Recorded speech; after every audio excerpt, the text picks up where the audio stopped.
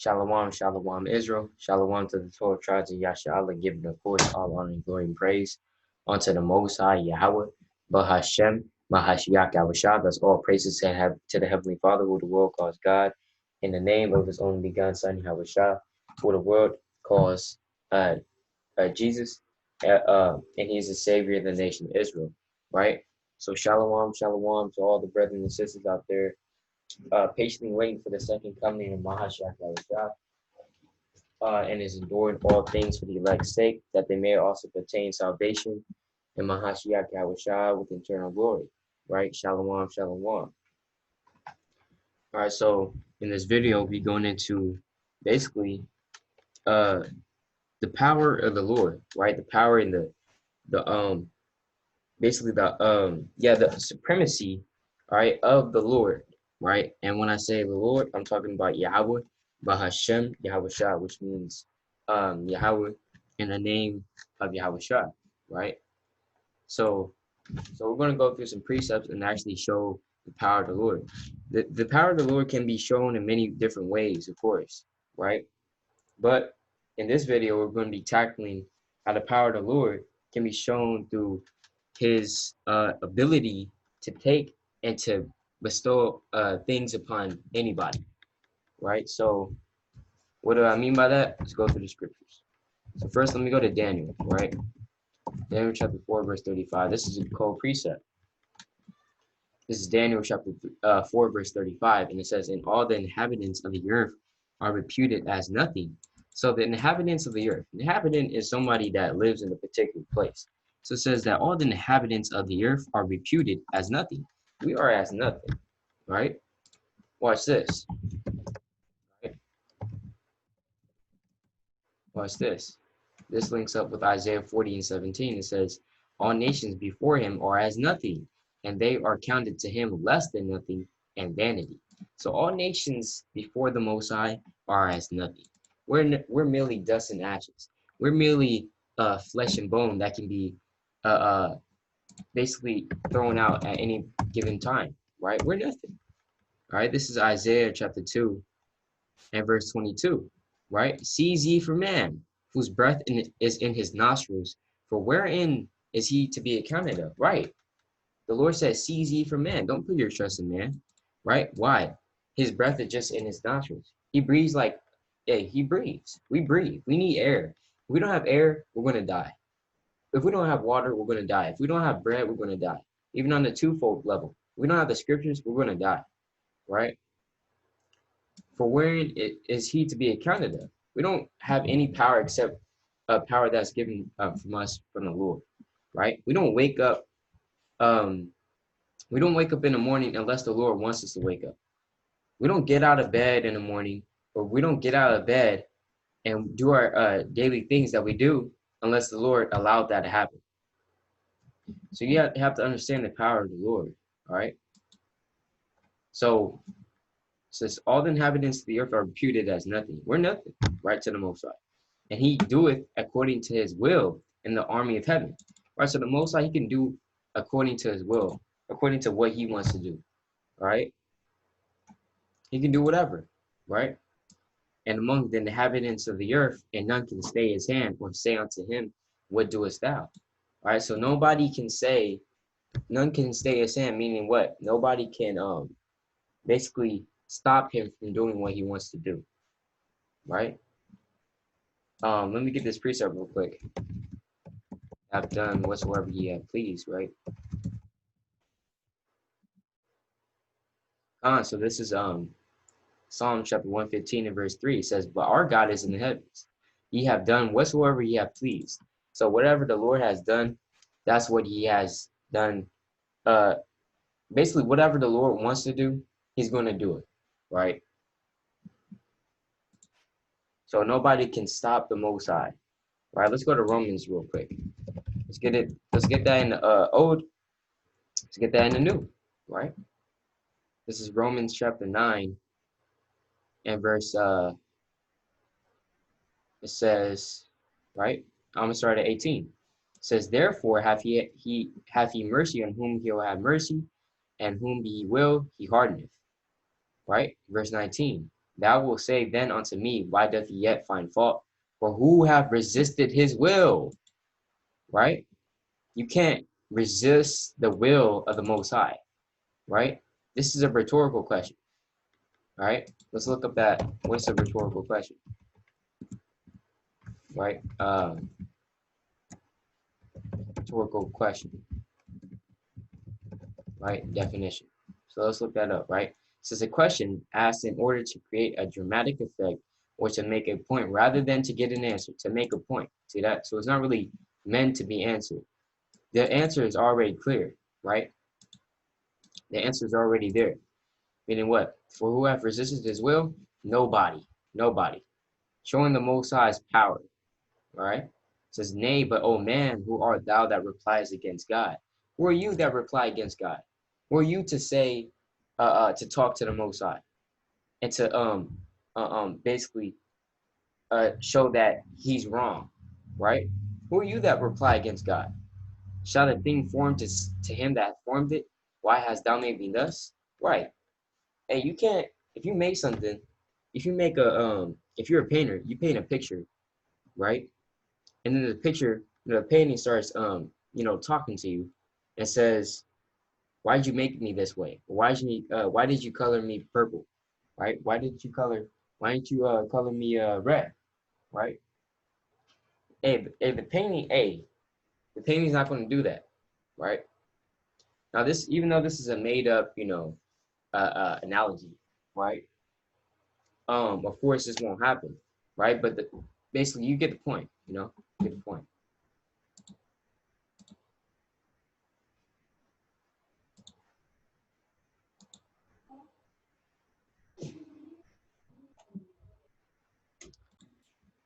All right, so come. All right, so let's get another precept about the Most High's will. Let's go to Job 9 and 12. All right, I'm gonna start at 11. It says, lo, he goeth by me, and I see him not. He passeth on also, but I perceive him not. Look, behold, he taketh away. Who can hinder him? Who will say unto him, what doest thou? Right? All right, so cons. So this is Job 9 and 12.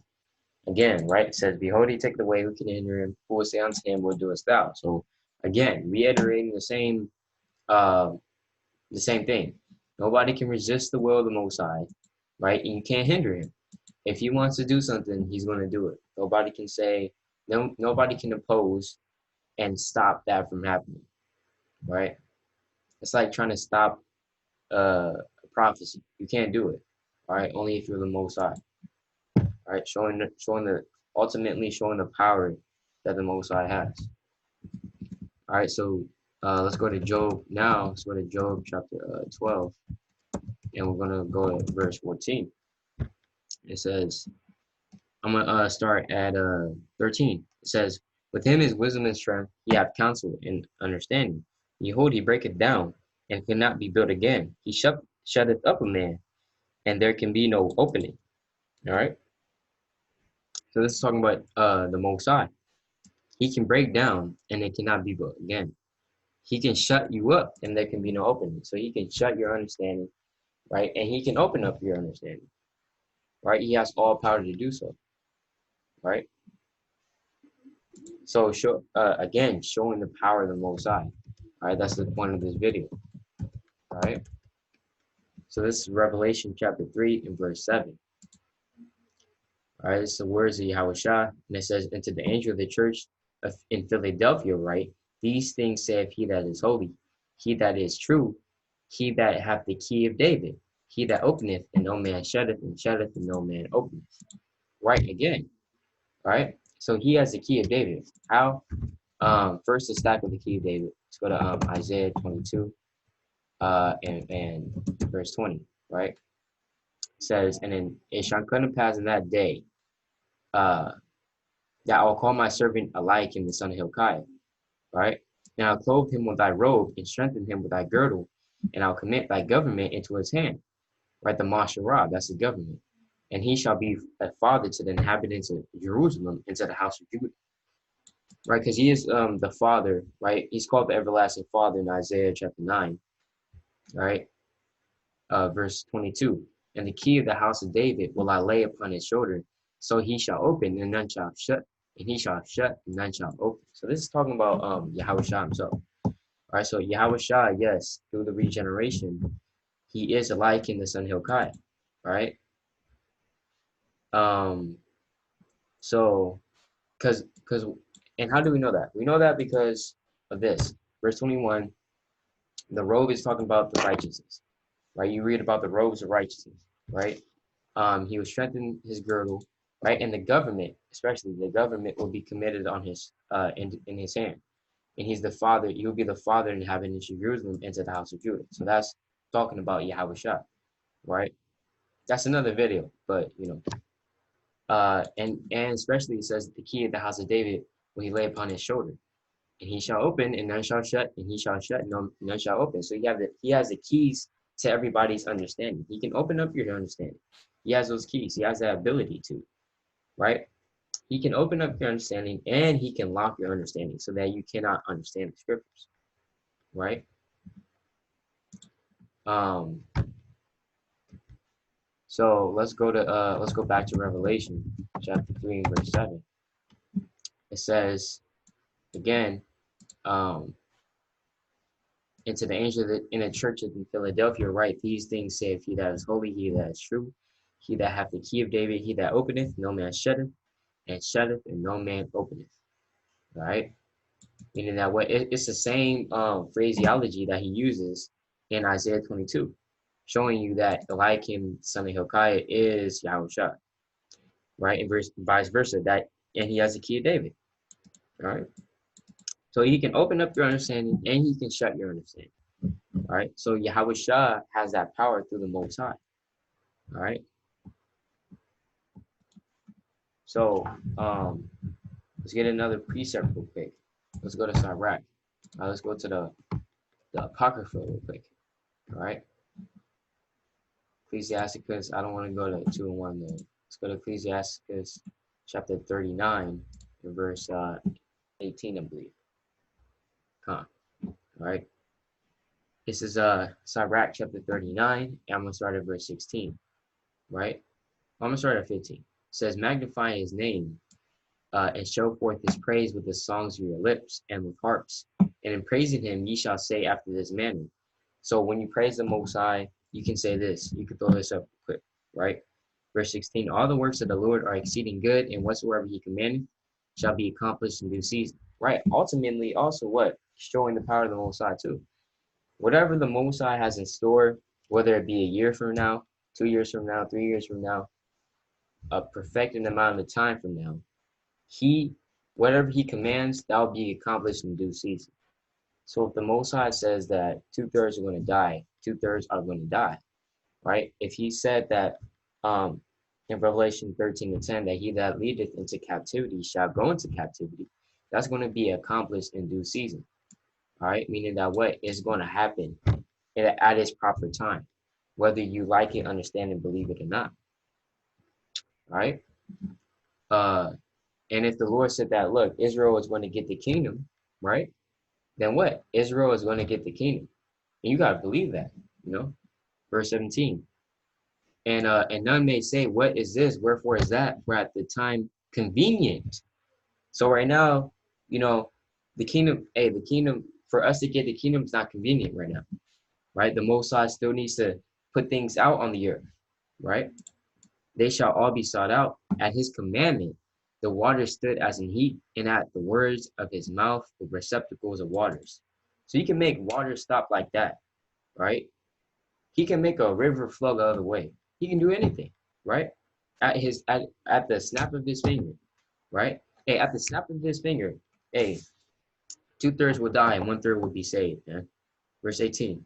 At his commandment is done whatsoever pleaseth him, and none can hinder when he will say. So right, that's the precept that I really wanted. It says, at his commandment is done whatsoever pleaseth him. So whatsoever pleases the Most High, right? That's going to be accomplished. That's going to be done, right? And none can hinder when he will save, right? Meaning that what? Hey, Esau, the other nations, right? They can't. If the Lord wants to save you, they're not. They can't. If what should I say? Right? If the Most High wants to save you, you're going to be saved. Right? They can't hinder that. They can't make that not happen. Right? And if the Most High wants to put Edom in slavery, they can't avoid that. They have no say so. Right? Says the works of all flesh are before him, and nothing can be hid from his eyes. So not the Most High sees everything. Right? Let's go to Proverbs real quick. Let's go to Proverbs chapter 15 and verse 3. Right? Proverbs 15 and 3 says the eyes of the Lord are in every place, beholding the evil and the good. Right? So the eyes of the Lord are in every place. So the eyes of the Lord are actually angels. So they scout out for the Most High. Not saying that the Most High needs them, but that's what he uses. Right? Let's go to Psalms 37. Psalms 34 and 7. Right? It says the angel of the Lord encampeth round about them that fear him and delivereth them. See that? So the angel of the Lord, they encamp round about us. They're around us in the truth. Right? If you fear the Most High, you're going to have an angel around. Right? This is Psalm chapter 33 and verse 18. It says, behold, the eye of the Lord is upon them that fear him, upon them that hope in his mercy, to deliver their soul from death and to keep them alive in family. See that? So the eye of the Lord, talking about the angels, right, is upon them that fear him, upon them that hope in his mercy. And also, let's get the precept in Sirach, chapter 23, right? It's Sirach, chapter 23. I believe, Sirach chapter 23 and verse 17. All bread is sweet to a whoremonger. He will not leave off till he die. Meaning what? A whoremonger, a man that just dabbles with every woman, he doesn't care what kind of woman he gets, right? As long as it's a woman, right? If you can understand. Verse 18. A man that breaketh wedlock, saying thus in his heart, who seeth me? Wedlock is marriage, right? Let's look that up just to check, right? Wedlock, right? The state of being married, right? So that's wedlock. So if you break wedlock, you are committing adultery. All right, let's just prove that real quick. Let's go back to the law. Let's go back to the good law, right? This is Leviticus 20 and 13. If a man also lie with mankind as he lied with a woman, Salakia, that's not the one I want. I'm talking about adultery, right? Verse 10, right? That's about being homosexual, right? This is Leviticus 20 and 10. It says, and the man that committed adultery with another man's wife, even he that committed adultery with his neighbor's wife, the adulterer and the adulteress shall surely be put to death. So if you commit adultery with another man's wife, hey, meaning that what you're a man and you go ahead and lie with a woman that's either betrothed or married, promise to another man, you are an adulterer and you shall surely be put to death, and the adulteress, right? Let's go back to this real quick. Exodus chapter 10, or 20, right? Exodus chapter 20 and verse 14, thou shalt not commit adultery, right? Plain as that. So adultery, no adultery, right? And that's breaking wedlock. This is the same thing, right?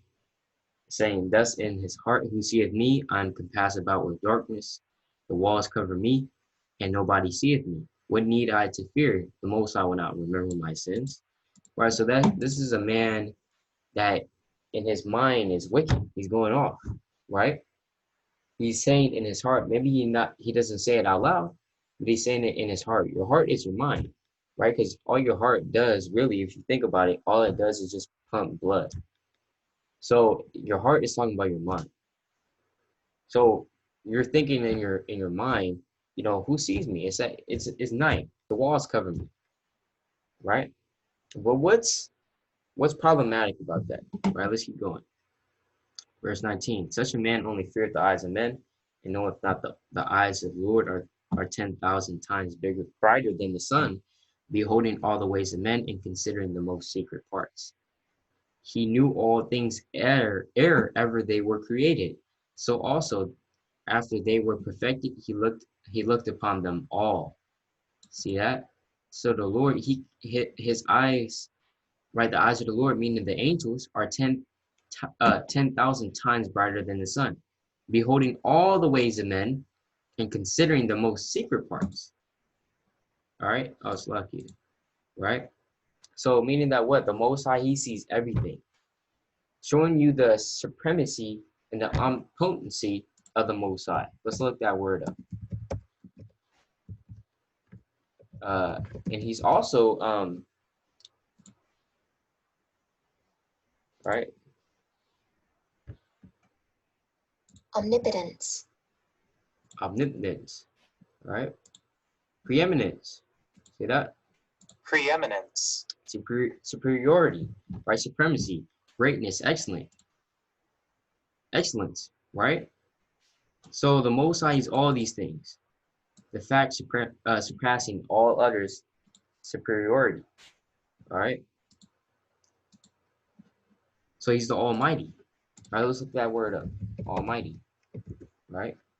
Having complete power, omnipotent, right? Very great, enormous. See that? So that's the Most High right there, all right? That is the Most High. So he sees everything, right? He's what you can call ubiquitous, right? Let's look that word up too. Ubiquitous, right? Ubiquitous. So this means present, appearing, or found everywhere. So whether you go to China, whether you go to Japan, whether you go to Africa, whether you go to the cliffs of the rock, whether you go to Greenland, whether you go to Iceland, whether you go to Russia, the Lord, he sees what you're doing. And he can even see your thoughts too, right? Showing you the power of the Most High. So with that, Israel, I'd like to give a hearty shalom, Kwam Yashala, of course, giving all honor and glory and praise unto the Most High, Yahawah, BAHASHAM, Mahashiach, Wamalak Yahushua. Stay diligent, stay on fire, right? Keep doing the works of the Most High, right? Keep abounding more and more. Remember, Mark 13:13, ye shall be hated of all men for my name's sake, but he that shall endure unto the end, the same shall be saved. All right, so with that, Israel, Lord's willing, this is edifying, giving, of course, all honor and glory and praise unto Yahweh, Bashem, Shalom.